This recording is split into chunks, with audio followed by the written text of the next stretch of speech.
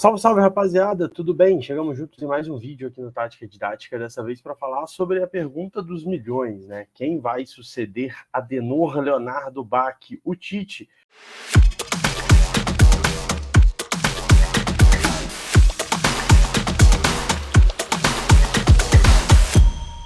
Bom, antes de falar nomes, e aqui o vídeo é mais uma reflexão para a gente ter junto, a gente precisa compreender o que a gente quer da seleção brasileira. Eu acho que antes da gente pensar em nomes, é esse processo de compreensão. O que nós queremos da seleção? Que modelo de jogo a gente quer que a seleção brasileira pratique a partir de agora, com o novo treinador, nesse novo ciclo que vai se iniciar visando a Copa de 2026? E aí, a defesa que eu faço é uma defesa de que a gente tem que remontar a escola brasileira. Ah, mas não tem escola brasileira. Tem escola brasileira.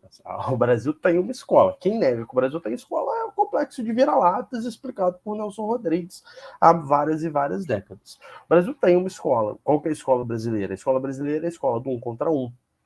É a escola do improviso. É a escola do aglomerar em torno da bola, de você ter vários jogadores em torno da bola. É a escola da ginga, da individualidade, de buscar, no mínimo de espaço, encontrar uma solução.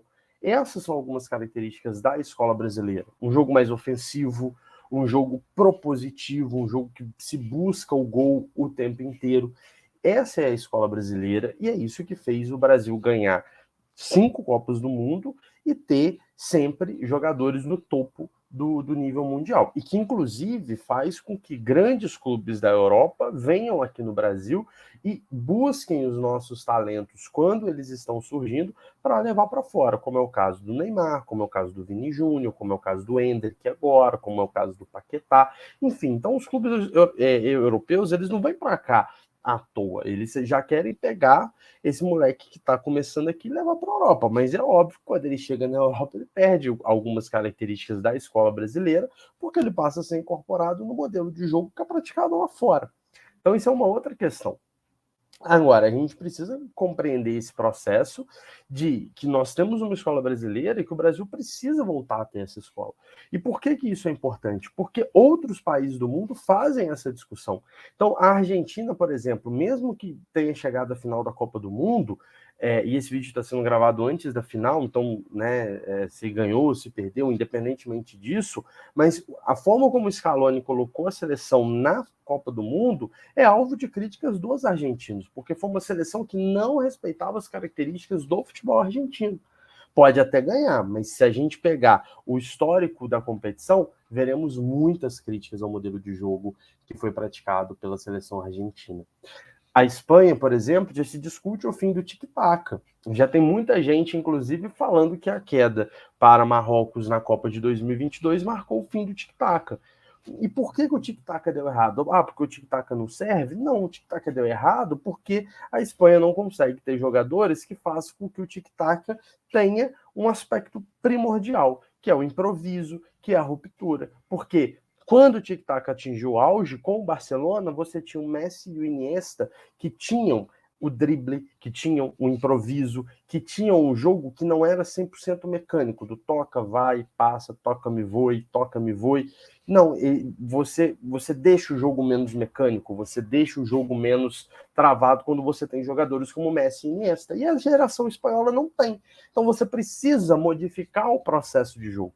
E o que o Tite fez? O Tite trouxe uma seleção brasileira completamente europeizada, uma seleção brasileira de ataque posicional. O Tite usou a Copa do Mundo para mostrar para a Europa o seguinte: queridos europeus, estou aqui, sei praticar o jogo que está sendo feito na Europa. Que jogo é esse? É o ataque posicional. O sistema se sobrepõe aos jogadores, ou seja, os jogadores têm que se adaptar ao sistema e não o sistema se adaptar aos jogadores. Isso é o praticado na Europa. Por isso que alguns jogadores, como o Gabriel Jesus, o Roberto Firmino, não dão certo na seleção. Não é porque eles são ruins, é porque eles atuam em formas diferentes do que na seleção. A seleção brasileira não potencializa esses jogadores. Por quê? Porque o sistema é maior do que os jogadores. Os jogadores têm que se adequar ao sistema. E isso vai chegar uma hora que não funciona mais. E o Tite demonstrou que não tinha uma outra saída, ele não conseguia buscar alternativas. A convocação dele foi troca um pelo outro e acabou. Era isso. entendeu? Não tinha uma mudança de sistema, você não pensava uma mudança de sistema na seleção brasileira, entendeu? Então, assim, o que a gente precisa pensar a partir de agora? Vale a pena trazer um técnico europeu? O que o Tite usou ao longo dos últimos 6 anos é o modelo europeu e fracassou.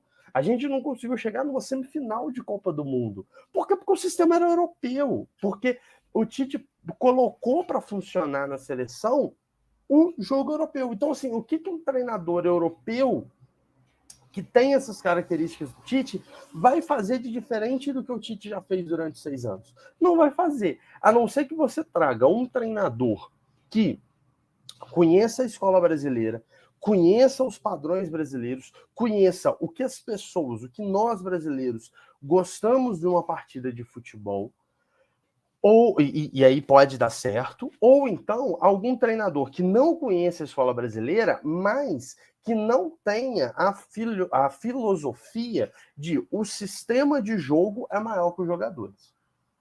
Ou seja, eu vou pegar os melhores jogadores do Brasil aqui e vou potencializar. Eu vou criar um sistema específico para a seleção brasileira para esses caras usarem. Aí pode ser que dê certo. E, gente, se vocês acham que eu tô falando, tô viajando, é só pegar a história da seleção brasileira e os títulos que a gente ganhou. Todos os títulos que nós ganhamos tinha a escola brasileira ali. Mas 94 o time era defensivo. Poderia ser defensivo, mas ele jogava pela individualidade, que foi uma coisa que a seleção brasileira, que o futebol brasileiro sempre jogou. A individualidade acima do coletivo em alguns momentos. Você tem um coletivo que sobrepõe a individualidade. 94, Romário, que botava a bola debaixo do braço e falava, daqui que eu resolvo. Que é o característico, inclusive, do futebol sul-americano, Maradona, agora o Messi, enfim. Não tem mistério. 2002 também era um time, né, mais sólido defensivamente, mas ele liberava o Ronaldo, Rivaldo e Ronaldinho para brilhar. E fomos campeão mundial. Em 70 já foi diferente, já era um sistema que o Zagallo criou de eu vou pegar os melhores jogadores, vou colocar todo mundo dentro do time e a gente vai tentar fazer isso dar certo. E deu certo. Não foi um processo fácil. A seleção de 70 chega na Copa do México estigmatizada. Zagallo é taxado como um técnico atrasado. Então, assim, o que eu quero dizer se a gente pega a linha do tempo, o recorte da seleção brasileira, a gente compreende por que a gente ganhou alguns títulos mundiais, a gente perdeu outros títulos mundiais. Eu acho que o Tite está muito claro. Um treinador europeu, para simplesmente replicar o que o Tite fez, vai dar errado. E a gente precisa ter uma ideia que é o seguinte, o que o Tite fez durante 6 anos de seleção brasileira foi pura e simplesmente colocar o modelo europeu dentro do campo. E não deu certo. Então, será que vale a pena a gente continuar nesse risco? Essa é a reflexão que eu deixo. Por isso, siga, curta, compartilhe o Tática Didática. Forte abraço e até o próximo vídeo.